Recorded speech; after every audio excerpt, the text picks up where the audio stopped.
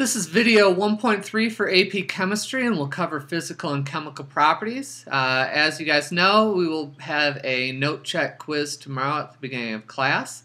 And we are expecting you guys to watch this video and take notes on it using the guided notes. This video will also help prepare you for the lab that we're going to start tomorrow on physical and chemical properties. So our learning objectives for you tonight are that we'll be able to identify physical properties of elements and matter, and that we'll be able to identify chemical properties of elements and matter also. It's a pretty basic concept and should be a quick set of notes for you. To start off with, when we talk about atoms in the last couple days, we talked about the parts of the atoms, and that atoms that have the same number of protons are going to be the same element. Now, in order to also be considered elements, any atom of a given element is going to have the same physical properties and the same chemical properties. So in the picture to the left of me, I have a beaker of chlorine gas here, and in this container, you can see from the chlorine gas, it's kind of a yellowish, translucent gas. And so these would be some physical properties as an example. An example of a chemical property for this chlorine gas would that be it does not react with glass itself.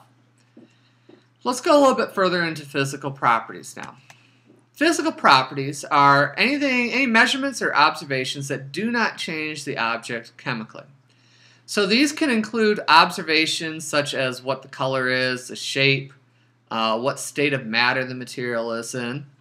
It could also include measurements made based on the mass, what temperature the matter's at, whether the material is malleable, what the density of the material is. Additionally, you can check the melting and boiling point of an object, and that's considered physical property still, and what liquids that material does or does not dissolve in.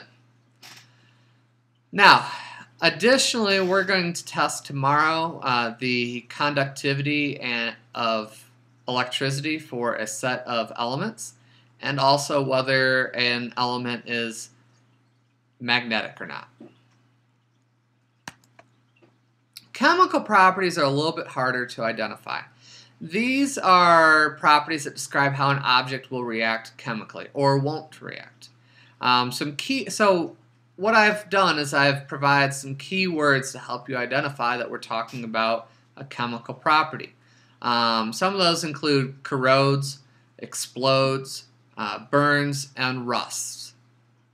You will also see phrases such as reacts with or does not react with as part of chemical properties. Above me is a picture of sodium. We talked about the other day. Sodium is actually a metal that you do need as part of your diet, but if you were to eat pure sodium, we'd have a little bit of an issue because sodium reacts with water, and it reacts in a way that's highly explosive. Tomorrow in the lab, what we're going to test is we're going to make observations of the properties of several different elements. And so you're going to be looking and making observations using your senses. We're also going to be testing magnetism, malleability, whether it reacts or does not react with hydrochloric acid, and whether it conducts electricity.